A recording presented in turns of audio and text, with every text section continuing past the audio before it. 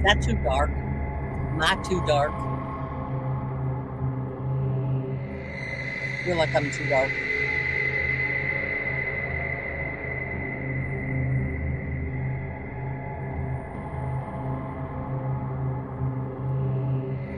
Am I too dark?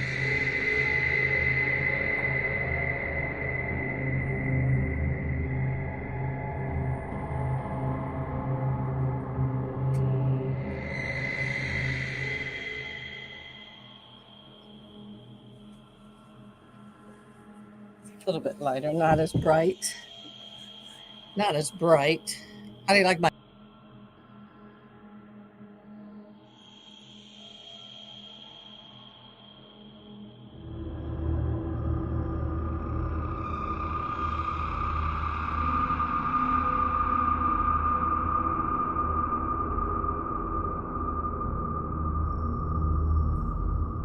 I was fine. Okay, I think this is good. I think this is good.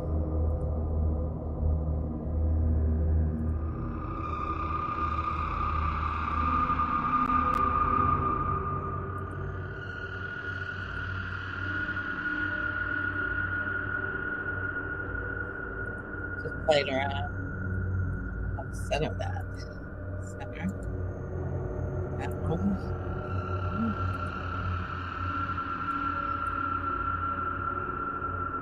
Ooh.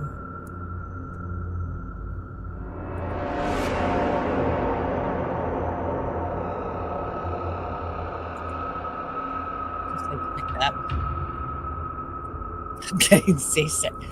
Me too. Is the music too loud? Are you scared? Are you scared? Don't be scared. Is the sound okay? Is the sound okay? Is it sound okay? Run for your life.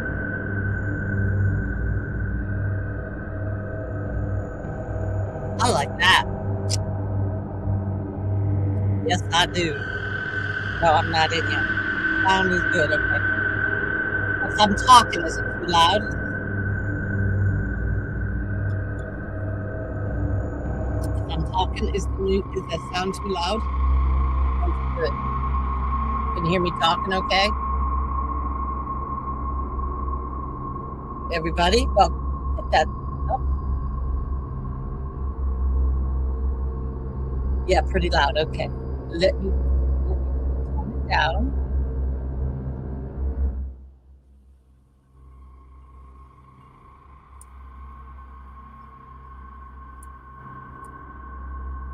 Can you hear the sound? I think that's pretty good. Can you hear it a little bit? Music is too okay. How's that sound? Can you hear it or not at all? Now we need orbs to fly. I know! Wouldn't that be awesome? There has not been orbs in the garage in so long. There was one the other night and I did capture it, and at the exact same time a bug flew. So I captured it, and I'm going to drop a short that says, here's the difference. Because there's a bug, and then the orb goes. People always say they're insects. Well, no, they're not. That's not my belief, anyways. We hear it. Okay, good. Sounds good. All right. So you guys can hear me. The music in the background sounds good. So I'm going to talk a while and tell you guys a little bit. Basically, when I started my YouTube channel, if y'all don't know, I didn't really just started to resell, although it turned into reselling and all that and auctioning. But I really wanted to document kind of like my life and how I grew up as a kid and different things that happened to me.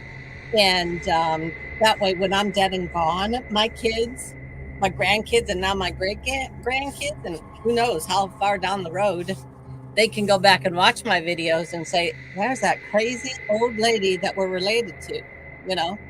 So, yeah, that's really why I started this.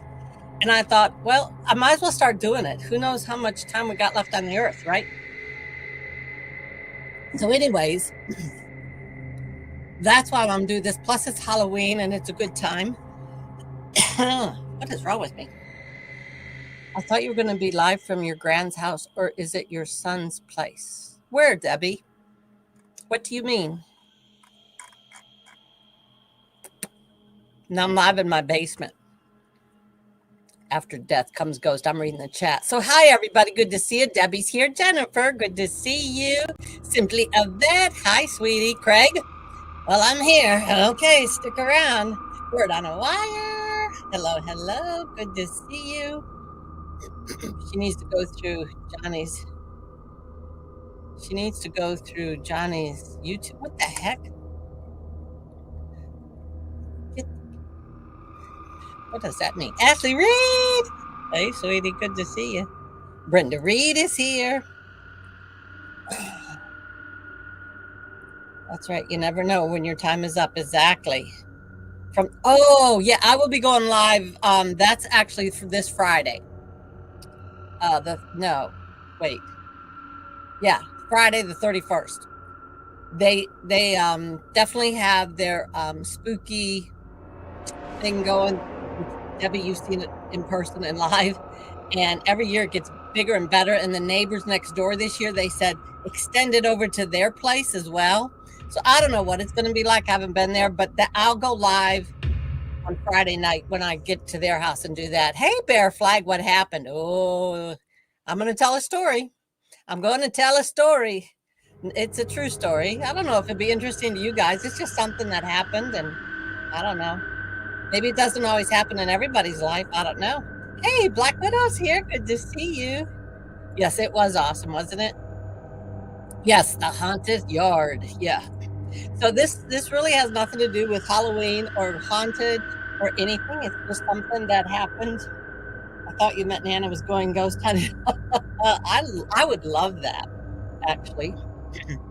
But it just happened to me a long time ago, and I'll start talking now. Otherwise, it'll go too long. And I want everybody to go over to Angie Resell. She's going live at 7 p.m. Eastern Standard Time.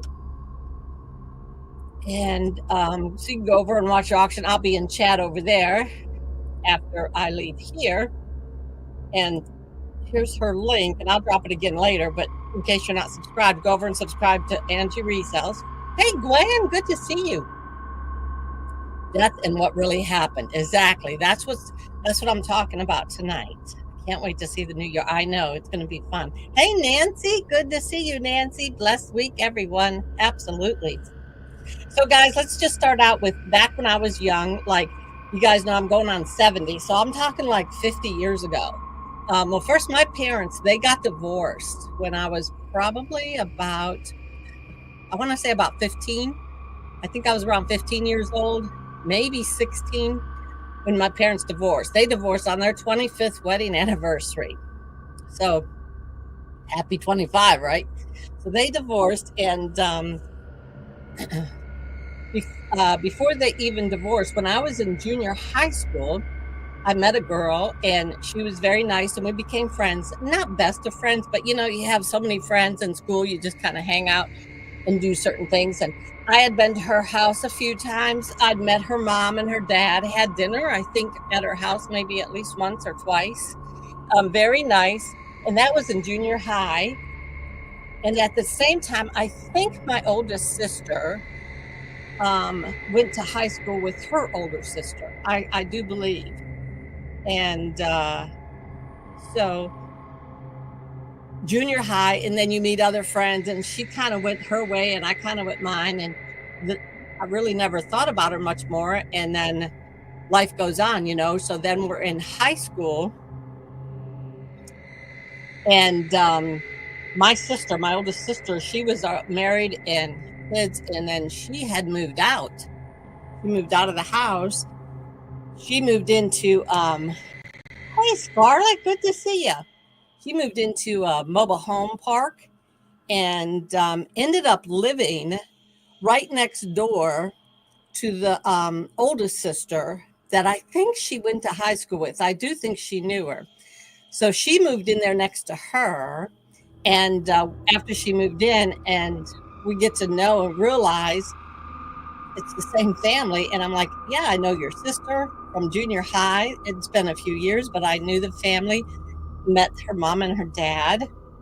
And so my sister and her, get to know each other again and talking. And they said, why don't and within this time, then after a few years have passed, their mom passed away.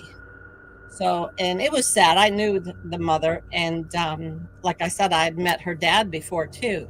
So they said, why don't you get your dad and we'll get our mom and hook them up, which is pretty funny. So they kind of did that. They brought my mom over to my sister's house. They just started talking and chatting. And personally, I think the guy was too good for my mother. He was a sweetheart. He was so good. They ended up getting married. So my mom married him. And my kids know him very well. And his name is Al, and we call him Grandpa Al. My kids know him. They probably know him better than they know my dad, because when my parents divorced, my dad left and went to Texas, although he did come to Pennsylvania probably twice, maybe, to visit. Yeah, I know he was here when I got married. He came after once at least for a bit. So at least 2 times he was here. But like I said, my mom got married to Grandpa Al, and they lived in Michigan. And we went to Michigan almost every year. That's where my family is. My sisters, my brothers, and my aunts, my uncles, everybody. They're in Michigan. And nieces and nephews. There's some nieces and nephews that are out of state, but for the most part, everybody's in Michigan. So we go up there once a year. So they knew Grandpa Al very well. And he's a good guy. He really was a good guy. And so, like I said, his daughter, she lived next door then to my sister, and life goes on. And she was, so she's my stepsister now, that family step, because they got married, right? That's a stepsister. So we knew that her marriage was not the best, because her husband, he was mean. He was really mean. Not a nice man at all. He was a drunk, and when he got drunk, he was even really mean. And she was just a tiny little thing, maybe 5'2", maybe 130 pounds, just a small, tiny little young lady. And he was big. He was a big man. He was probably, I don't know, 300 pounds tall. To me, he looked big. But there again, I was only, like I said, maybe I was probably 16 at the time, maybe probably 17 at this time, by this time that they had gotten married and everything. And we knew it. And he would beat the crap out of her. Not a nice man at all. So this one night we was going to I was living with my sister then. I moved in and I was living at my sister's house, and they were going to go to bingo. I think it was bingo. So my sister and I watched my sister's kids, my nephews. I was babysitting, watching them. And so my sister and the neighbor lady, they went to bingo. And of course, he's home, and they had 2 little kids at the time. So I'm watching my sister's 2 kids, and he's next door watching his 2 little kids. And next thing I know, there's pounding on my door there, and I open it, and it's him. And I'm scared, because I'm only like, 17 years old. I was a kid. And I knew he was drunk, and I knew what he was like when he's drunk, and it scared the crap out of me. But he's telling me that he somehow was trying to open a bottle, and he cut his hand, and it was bleeding, and he wanted me to pour alcohol on it. And I was so scared. I said, that's going to burn. And I thought, if it burns, and he's going to be pissed, he's going to slap me or something. And he said, no, I don't care, do it. And I'm like, I don't know if I want to do it. I was really scared. Hey, Andy, welcome in. But he insisted. So I was like, okay, we'll go over by the kitchen sink, and put his hand there, and I poured it, and he didn't even flinch. It was like he felt nothing. Probably because that's how drunk he was. I don't know. So when he was done then, and actually he really wasn't mean at all to me, and he never really was mean to anybody but to his wife. And it was to the point that he had threatened her many times that he was going to kill her, and he choked her and about killed her that way. Oh, Angie, I'm talking about just an event. Like I always said, we all have a past, we all have a life, and I kind of wanted this to be on YouTube so my kids can watch it someday, my grandkids, my great grandkids, just to let them know what it was like when I grew up and things that happened in my life. So I'm talking right now about what had happened in my life, and my parents divorced when I was about 15, and I knew this young lady in school in junior high. We went our own separate ways, and then it got fast forward really quick that my sister moved out and I moved in with my sister, and she moved into a mobile home park, and she ended up living right next door to this family's oldest sister. And so they got talking, and in the meantime, the neighbor, their mother had passed away, and I knew her mom and I knew her dad, and we got them together. So their dad then ended up marrying our mom, and very nice family. He was the nicest man. Loved him. And so then fast forward, she was married to a man that was not very nice. And so my sister and her went out one night, and he was home watching. They had two little kids, and then I was watching my sister's kids. And then they were out to bingo, and he come over drunk and wanted me to pour alcohol on his cut hand, and I was scared to death. I mean, it was literally, I was like 17. If I was 18, that was the oldest. And scared, I was so scared of this man. He was big, big, big, big man. Especially when you're that young, 300 pounds, 6 foot, whatever. That's huge. You like these stories? Okay. One night, babysitting sister's kids, drunk dude next door cut his hand. That's it. So then that was it. And he was fine. And I was like, wow, that was like really easy. It didn't even, after that, it didn't really scare me. I was like, cool, he's going. He left. This is all good. Went over, and then that was fine. Then my sister come home, and they came home, and she's in the house, and we're just sitting there, and then we can hear it. Because I mean, in a mobile home, you can hear what's happening next door. Hey, Leon, welcome in. We could hear him starting. He was starting already. You can hear the running back and forth, the screaming, the banging, anything that goes on, and you always feel bad for the kids. The kids are there, and they're awake. It's not fun. So come over, and it wasn't long, maybe a half hour, 45 minutes. Next week, there's banging on her door. Was your old neighbor? Yeah. So there's banging on my sister's door, and she goes to the door, and there's the lady standing there, and she's like, I killed him. I killed him. And we're like, what? She said, yep, I killed him. I know it. I know it. I know it. I know it. He's dead. I know it. I killed him. And so we had to go over and look, and there's blood everywhere, all over the kitchen, living room. And oh man, it was a mess. So then, of course, I have to call the police, and the police came, and everything was done. And sure enough, what she literally did, she killed him. And the crazy thing about it is, like I said, if you can think about it, this girl was tiny. She was smaller than me. She was all of maybe 5'2", 130 pounds tops, and he was huge. And she was always so scared because he had threatened her so much that she even hid knives around. Well, she had hidden knives under her bed, and she grabbed a paring knife. And the size, that's not that big. And that's what she used. Can you imagine her running and trying for her life because he was going to kill her that night? He was so mad because she was gone too long at bingo, or whatever the excuse was that time. And that's what she used. And she just couldn't take it. And just to save herself and for her kids, she says that he's going to go, if he's going to kill me, I'm going to kill him too. And that's exactly what she did.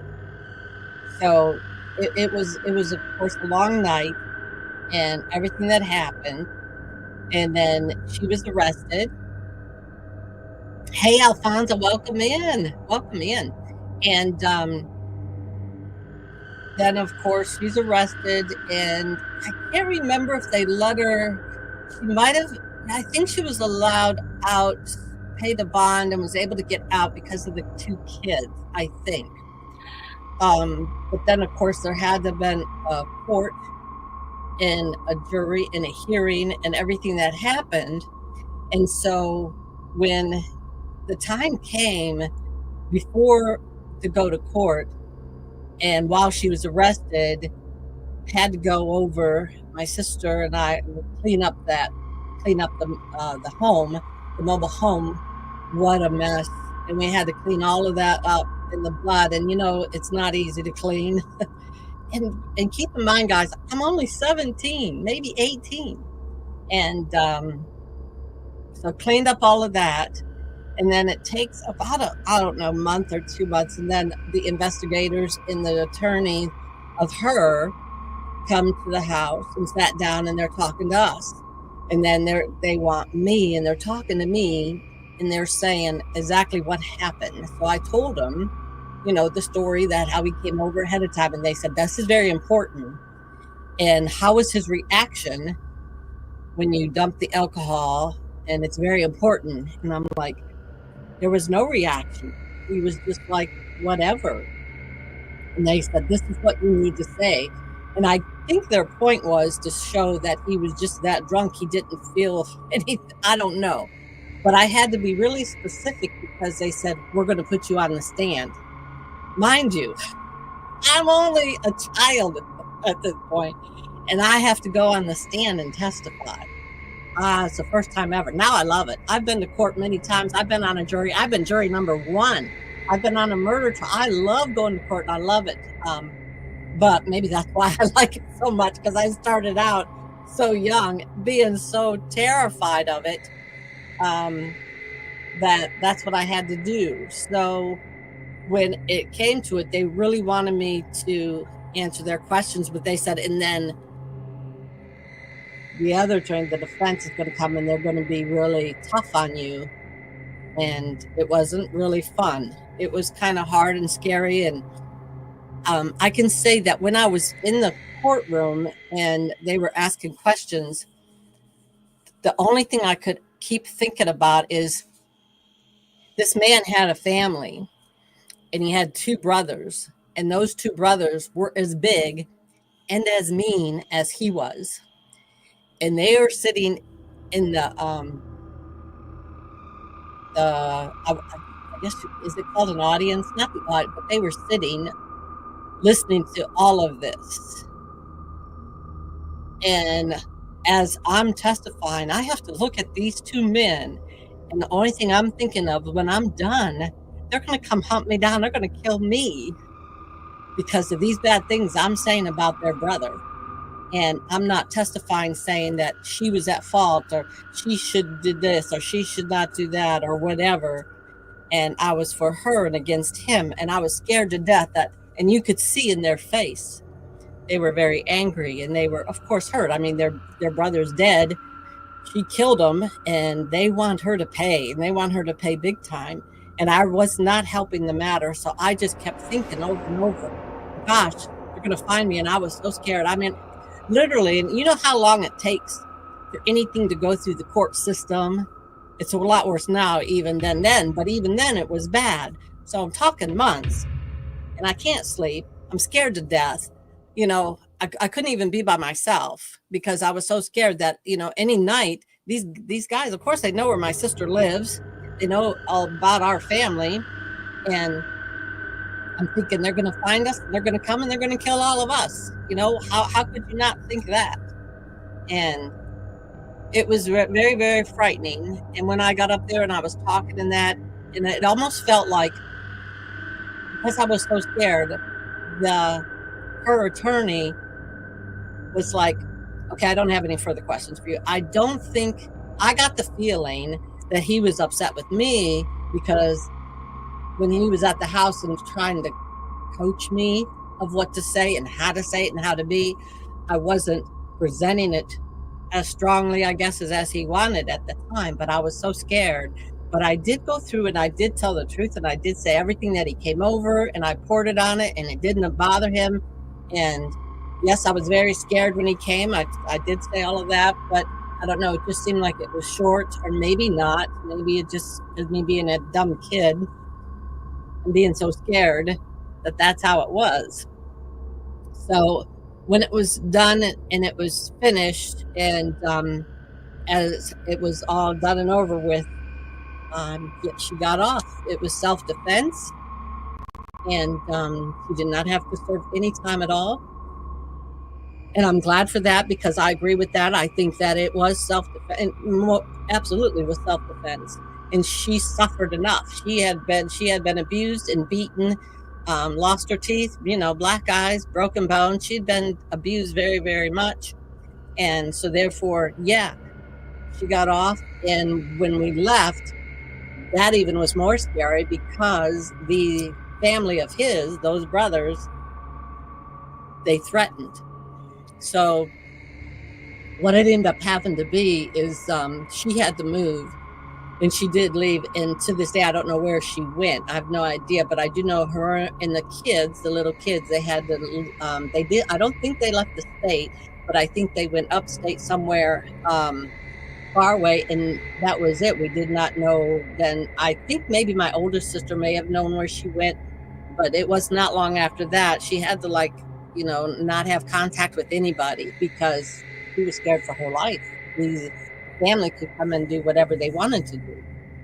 So that was very, very scary. And when you're young and you go through something like that, it's something you never forget, And like I said, maybe that's why I like going to court now. And I've been on a few trials. I've had to be in the jury and say guilty or not guilty, and all of that good stuff. And the last time I was going up, I was so excited, because I was actually going to be first chair, which meant I would get up and say, "We, the jury," or whatever.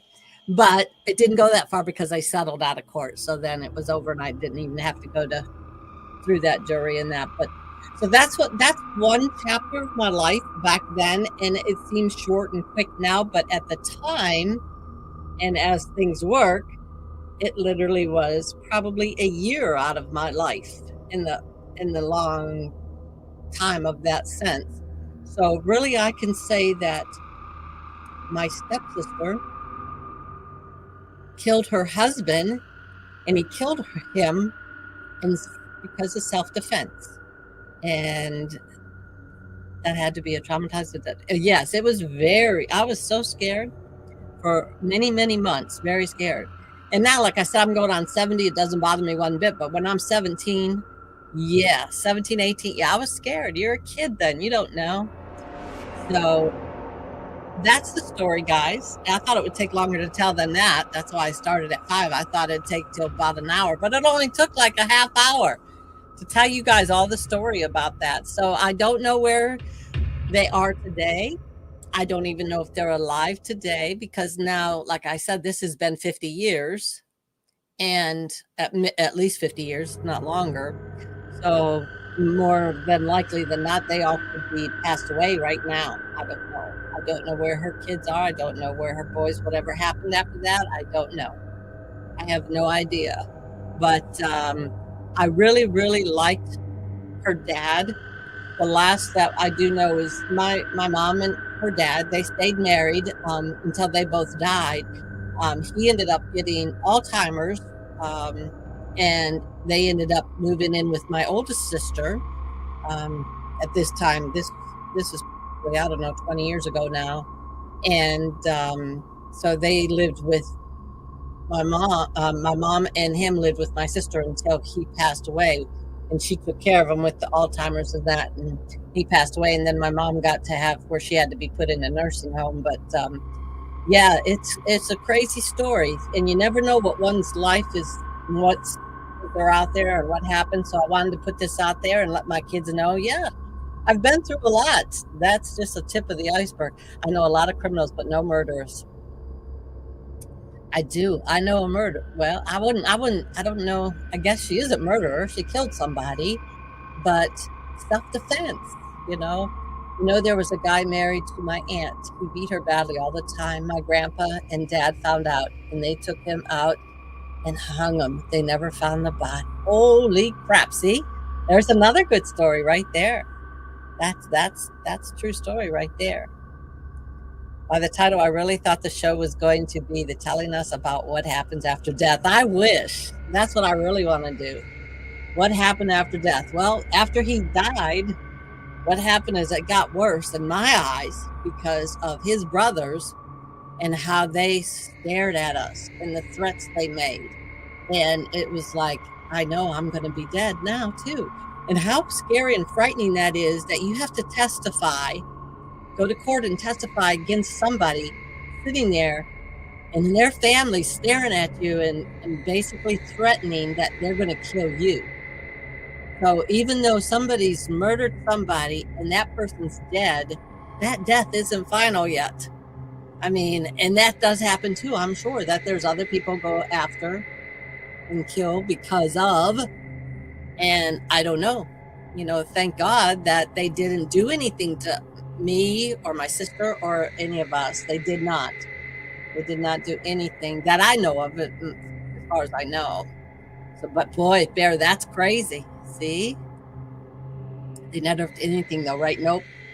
They never did anything to me. I would have to ask my sister for sure, but I don't think they ever. I think that they were probably not threatened, but knew law enforcement was watching and knew law enforcement was taking care of my sister, especially living right next door. So really, what could they do and not get caught and end up going to prison for the rest of their lives? So I guess say they went on their way and did whatever they had to do. Hey, Susie, welcome in. Well, Jennifer, you go to heaven. Yeah, well, that's true too. Deep down, they knew their brother was abusive. Yes, and they were as the same as his brother. And I'm sure that's all they knew. They probably grew up that way with their dad. I'm thinking. I don't know. Hey, Susie. Hello, Trish. So you enjoy being the foreperson of a jury? I do. I loved it. I've only been one once and had to announce it was a hung jury. It was a murder case too. That's crazy. Yeah, I've been on jury trial. I've been called to jury. I'll bet you a good 6 times. A couple of times it was settled before I even got to go. A couple of times I actually went through and I had to go into where the jury goes in and we talk, sit around the table, and we discuss, is this guilty or not guilty? Guilty or not guilty? And I've had to do that, but never juror, 4-person juror number 1, which I was so excited to be. One of my exes on death row. Woo! That's kind of scary. I get there first, I'm warning God about you. Jennifer's getting there first, and she's going to warn God about a lot of people. Right, Jennifer? But a murder is kind of scary, and when you know somebody that has done that and that has been killed, it is very scary. I was on one and was glad it wasn't a murder case. Yeah, mine was, the one I was on was a murder case. That was, well, this one that actually, I wasn't on jury. I was a witness, had to go on the witness stand, and I can tell you, I'd much rather be in the jury, over there in the jury, than having to testify as a witness. That was the scariest thing I've ever had to do in my life. Well, kind of. One of them anyways. Yeah, everyone has a history. Everyone has stories they can tell. And this is one way of me documenting for my children, for my grandchildren, my great-grandchildren. This is Nana. And Nana has a life too. And Nana lived a crazy life. And these are some of the stories that now you can listen to and remember and go way back and talk about and say, that's my crazy Nana out there. We all have stories. We all have a book we could probably write. I have so many more stories, and I like doing this, and I'll probably do more. I can talk about death. I could tell you a story right now that is about death that it breaks my heart because it was my best friend, And I say was because she is no longer, she doesn't talk to me this past couple years, but we've known each other. I've known her over 50 years. Knew her back since we were met her in 6th grade. Became best of friends and always friends, and went through life, everything. We went through our marriages together. She divorced her husband. She remarried him a second time, divorced him within months the second time. That has children with him. She knows, of course, went through with mine. I mean, we've done everything. We used to go to vacations together. When she was divorced, she would bring her and her kids. And the last one we went to Ocean City, Maryland. It was one of the greatest vacations ever. Her oldest daughter is, I think, a year older than my son, our oldest son. And she, at that time, they were only like 15, 14, and they were like puppy love, her oldest daughter and our oldest son. It was a great vacation, though. It was really good. But when they came back, through her life, she would get nosebleeds, and that's common in children. And the doctors would say it's no big deal, it's common. And then she also would have a vein on the side of her nose there that if she got angry or crying, it would really stand out. And doctors say that's normal, that's common. And then after we come back from the beach, she just constantly kept getting bend over and get a nosebleed. So they took her, and they then, of course, did x-rays. And they found she had 2 AVMs. And the AVM, can't remember what that stands for, artillery reticular masses. Anyways, it's veins that grow, and they shouldn't be. So the way I could explain it is, if you look at a plate of spaghetti, and the spaghetti is veins, it's a mass of veins. So that's what she had. And she had 2. One was in the front of her face, and one was in the middle of her brain. So, and she was only at the time, like I said, 16, 17 when they found this out on her. So, been through a lot with her, and we even met this is really hard for me. Did a lot of traveling. Boy. Yeah. Hey, Casey May.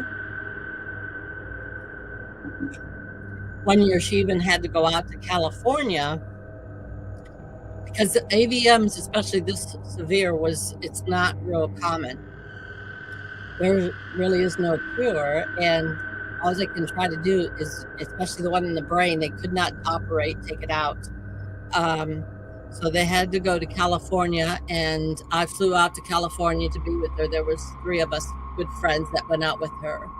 And what they hospital out there, it was a doctor who is known worldwide that specialized in this. He actually has a book, and he wrote a book, and this takes care of a lot of children, especially with like cleft lips and different things like that, facial things at the head. He was very, very, very well known, the best in the world, and that's what we went and seen. And he was an amazing doctor. I do have his book. He signed it for me. I still have that. But he said something once that I think is the most smartest thing I've ever heard anybody on the planet say about why people get sick, why something happens to them, why do certain people get diabetes, why do certain people get cancer, all of that. And the way he explained it is, when we're born, every single person is born with something that's in their body that is wrong. And when that wrong, it has to be activated in a certain way. And we have no way of knowing what activates it. It could be something you eat. It can be the environment you're in. It could be something you breathe. And part of it could be hereditary, but there's always going to be something. And some can go through their whole life and it never be activated. And some go very shortly and then it gets activated. And I think that is very, very true. I do. And so she had to go anyways to California, and they were doing this certain kind of thing with her head because they wanted to laser zap the one in her brain. But in order to do that, they had to do a math to make sure that when they were zapping it, it wasn't going to move anywhere, I mean, millimeters of inches, because it would either kill her immediately, have her have a stroke, never walk again, talk again, whatever, go through all of that. We were out in California for her to have that done, and then they did the laser and have that test done. And they did all that, and what they were hoping it would do is the mass in the brain would stop growing, or maybe even that would shrink it some. So to give her maybe a few more years of life. So, hey, Mike, welcome in. So,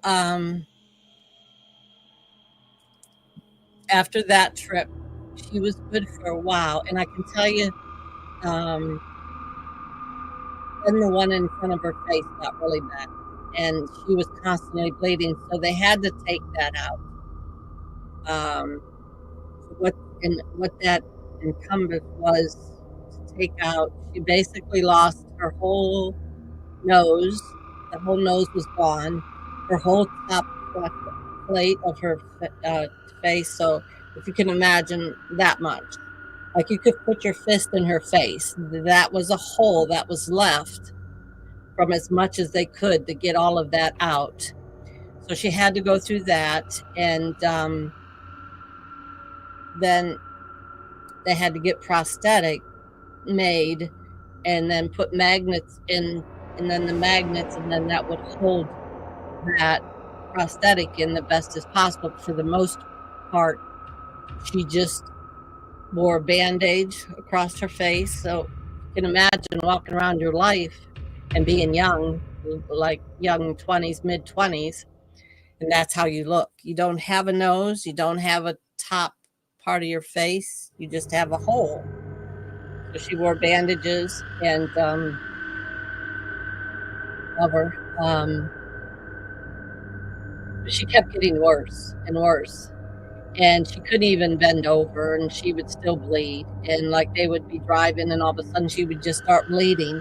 And it's bleeding all the time, and she could bleed out. So they have to do emergency, get her to the hospital. You know, hospital after hospital, and I mean, her mom went through hell and back, of course, because it was just her mom. And you're the best kid when you're a mom, but boy, I can't even imagine walking that walk, and me being there the best I can and do what I can. But I knew this girl, I knew her kids, as you know, before they were born and when they were born and everything I went through. So this, I can honestly say, she's the closest. I can never even relate to losing a child. Um, and my heart breaks for those, and I know many of you that have, and she's the closest that comes to me for that and everything she went through. And we knew it was going to be time. It wasn't going to be long, and she was going to pass away in Pennsylvania, and she's up in Michigan. And my girlfriend calls me and says, they said it's going to happen. And I'm okay. We're leaving now. And we left, and it's about an 8-hour drive. And my husband and I drive, and the kids stayed here with a neighbor of ours, and we just drove, and we drove and drove. And the whole time I'm praying, please don't pass, sweetie. I'm on my way. I'm on my way. Don't go. And I know that's selfish, but I wanted to see her, you know, one more time. And so we drove, and we drove right to the hospital, and it was late and couldn't get in. The security guard came, and this is how popular she was and how well known, because it's such a rare thing that happened to her. We told the security guard the name, who we are, and he's like, oh yeah, come on in. And he took us right in and got to see her. And my girlfriend her mom wasn't in there with her. She couldn't handle it. And I could understand, you know, I can't even imagine. So I said I would be with her, and she was very grateful that. So she went out into the waiting room. My sister was there, not my older sister, but my other sister. She was there, and we knew it was only going to be time. I mean, really. So I got there, and I sat down and I was holding her hand, and I told her, I said, I'm here. I'm here. It's okay. I'm here. And she's just laying there. Her eyes are closed. She did have some oxygen on, and that was it. And she couldn't talk or anything. But she's laying there, and this is what she does. She just goes, and I'm like, yes, yes, honey, go. You can go. Go. It's time. Just go. And there was Mark Lacuda books.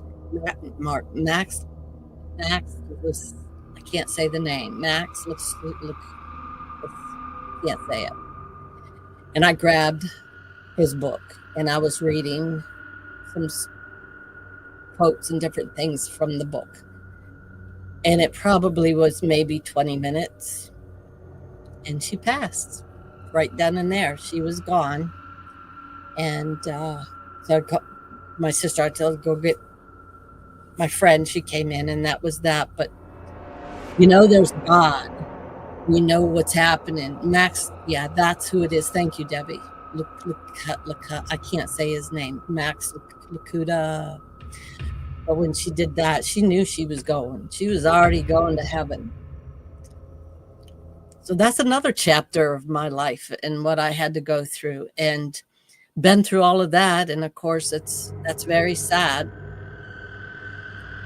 Be there, and like I said, that's the closest I come. I didn't have any daughters.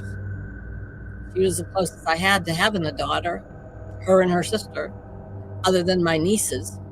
And so she passed while I was there. It was very sad. It hurt, and it's been rough, and it's been 30 years now. It's probably been about 30 years, and it's this time of year. And I really have a hard time, and I know people can just blurt out a date. When did your mom die? Or when did your dad die?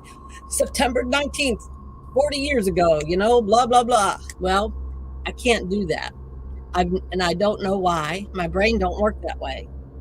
I could not tell you when my mom died, when my dad died. I have 2 brothers that have died. I can't tell you when they died. I just can't remember those dates. And it's not like I want to block them out. It's just I don't remember. I don't know if my dad died. It was cold out. I remember that. And I know my brother died around Thanksgiving. And the reason why I know that is because that's when this girl died. She passed away like right now. And actually, my mom's birthday was the 27th. Her birthday, actually, I think is today. And she passed like now. I remember it was Thanksgiving that my brother passed. And I remember a neighbor up there bringing over Thanksgiving dinner for my friend and I, because we didn't have, we were dealing with death. So that's why I remember that. But as far as dates go, I don't remember dates or how many years. I just know approximately and about. And so it's been about 30 years, and it's still heartbreaking. And so, yeah, we all have our own chapters to write. We all have our own stories. We all have a background in our lives. There's many more to mine. That's just a couple things. I don't want to know details. Oh, I'm sorry. It is excellent. My daughter will be 2 years, November 6th. So you can say November. Well, and that I just can't even comprehend, Jennifer, that pain and that hurt. That, like I said, this is the closest that I come of losing a daughter. My brain doesn't hold on to bad memory details. Yeah, I don't know. But I was very blessed to know that family. All the years that I was with them, I was very blessed to be there for her. She loved me like as much as her mom. We were, 1 and 2. That was us. We were there forever.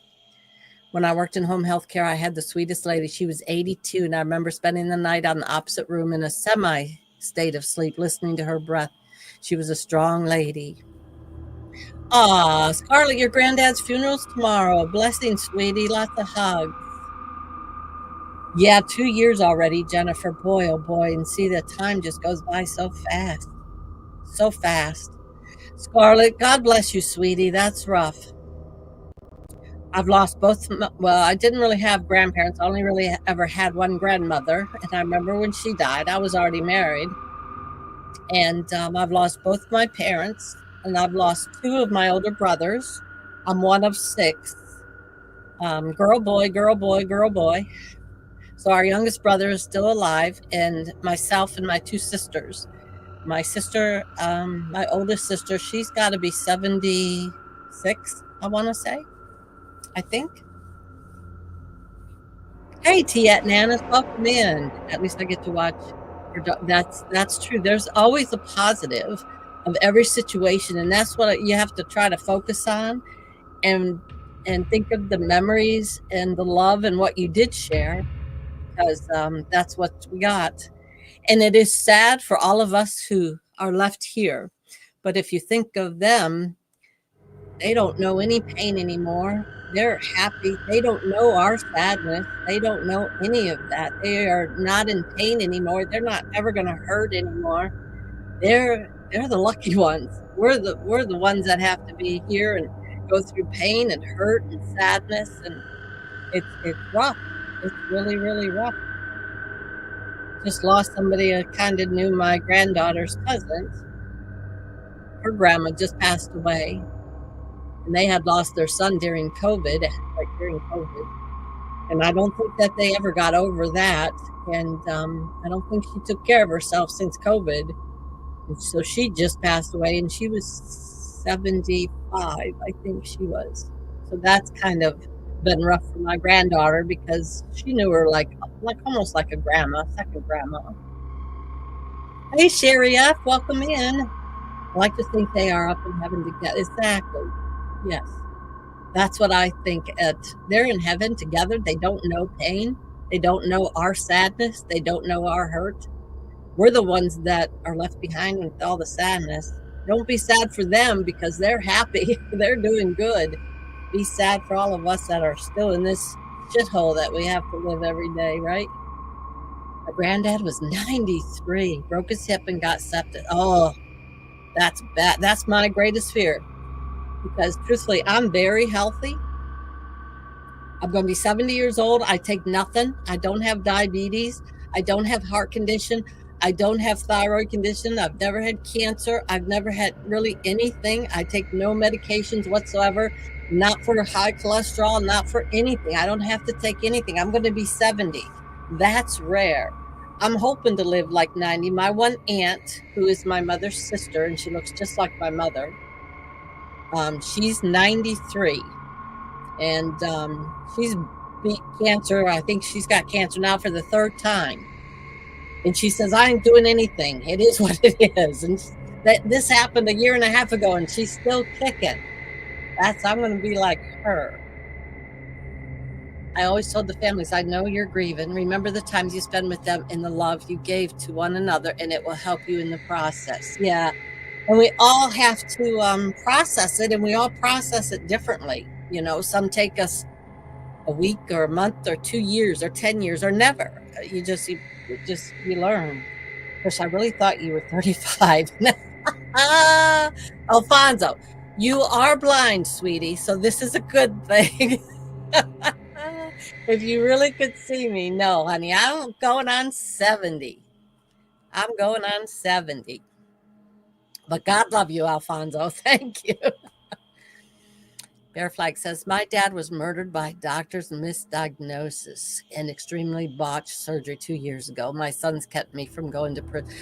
Yeah, there's another story. Bear Flag, you could write a book as well. See, you that's rough when that happens, and it's your dad or your mom or sister or brother, and somebody really close. Wow, botched surgery. Yeah, and and I hate to say it, Bear Flag, but you're not the only one.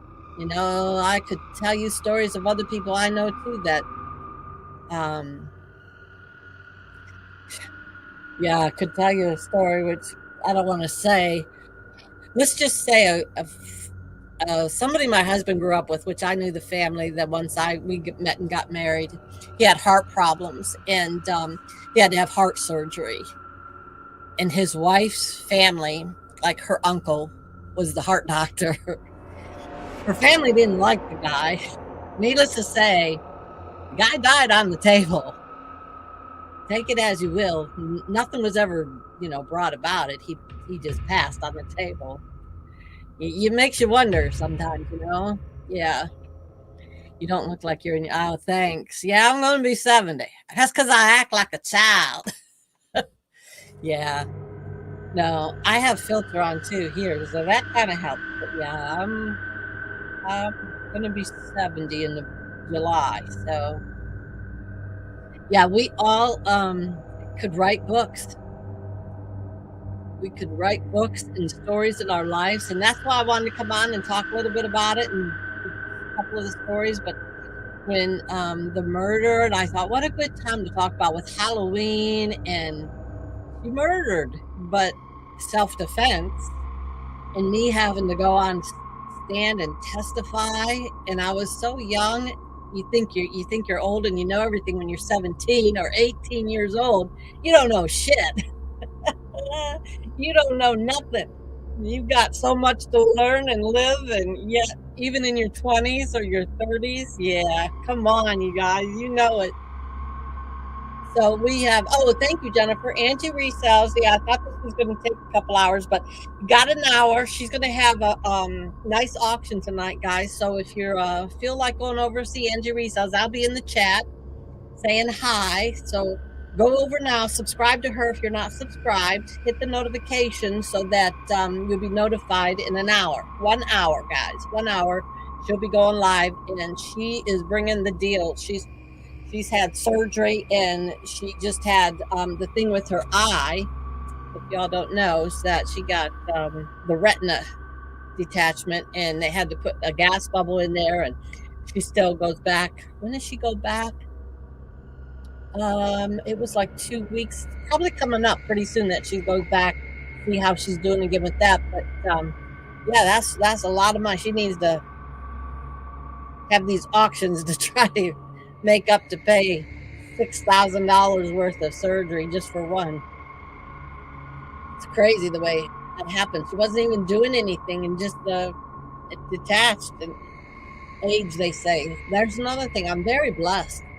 I really can't say I've had major anything. I've had sore shoulders and aches and pains, a broken foot once, where and the blood vessel was cut off from my kneecap bone. So my kneecap bone died. Did you guys ever know your bones could die? I never knew that. So I broke my ankle, had to be, well, I was supposed to be in a boot, but at the same time, my SI joint, which is like in my hip, was out. So the weight of the boot was pulling on my leg so hard, and it was so painful, I couldn't wear the boot. So I just had to use crutches because I couldn't step on my foot for like about 6 weeks, I guess it was, for the foot to heal. Well, in that time, nobody knew that the blood was cut off to my kneecap bone, and it was dying.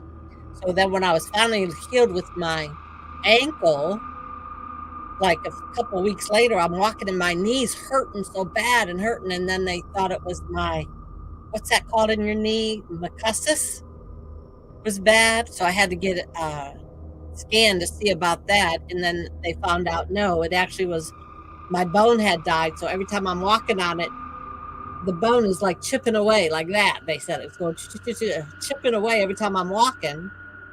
So in order for the bone to heal, I had to stay off of it. So I had to go another 8 weeks, same leg, and not walk on that leg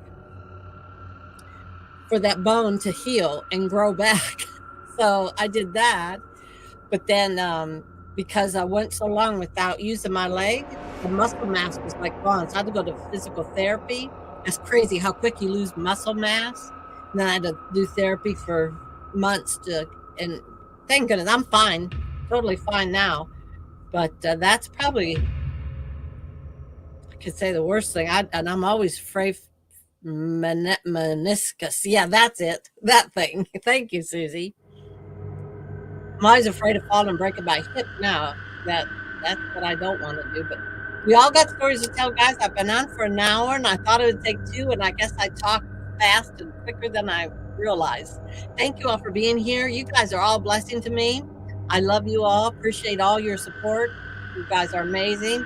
Everybody drop your links. And if you are not subscribed to people, please go subscribe. And I thank you, all my channel members down here. I love my channel members. I'm doing a lot of special auctions for channel members. If you want to become a channel member, think about it. Drop your links, because we have people that also do auctions in here. And Susie does amazing jewelry sales, as well as Gina's Glass does auctions and knows her crap about jewelry, which I know about that much about jewelry. The Black Widow is here. Black Widow also does amazing auctions. And so y'all drop your links. If you don't know how, let me know. Somebody can do it. Little Debbie, my very first channel member, right there for 49 months. Little Debbie was #1 and has supported me nonstop since. I love that girl. Little Debbie and I have met in person. How many times, Debbie? 6, maybe? About 6 times. Been to a couple meetups. Miss you, girl. It's about time we did another meetup. What do you say? Let's get something together. So go subscribe, and you also all have wrenches, so you can hit and go over to the channels. And please subscribe, support. That's what I've always wanted. Support each other, check each other's channels, watch some of their videos, and check them out. Hit that thumbs up. There's milestones out there to be made, and we can't do it without each other's help.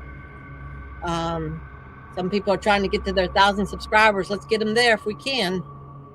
Bunch, right? Yes, right? You're in. I'm in too. I just don't know what's going to happen, when, or how. I don't know. So make sure y'all go over and subscribe. Let me see who else has auctions. There's Gina's, Susie, Black Widow, Jennifer and Debbie kind of do talk sometime. Make sure you subscribe to them. Bear Flag, are you doing any videos? Sometimes Bear Flag, right? Bear Flag will do a video, so make sure you subscribe to Bear Flag. Put the dots by their names, and you can go over and subscribe to them as well. Alfonso does amazing videos. He loves trains.